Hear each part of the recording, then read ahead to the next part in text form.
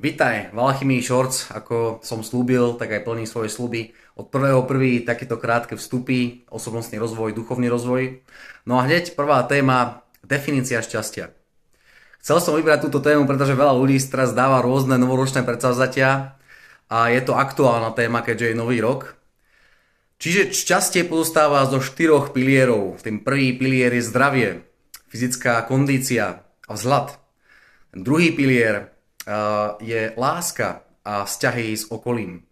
Tretí pilier je práca, zamestnanie, podnikanie, nejaká aktivita, ktorá nás živí väčšinou. A štvrtý pilier je celkový blahobyt a dostatok všetkého. Aj sám veľmi dobre poznám pocit, kedy stačí, že jeden z týchto pilierov je trošku slabší a to šťastie je naozaj citeľne slabšie. A práve preto je tu na jedno jednoduché riešenie.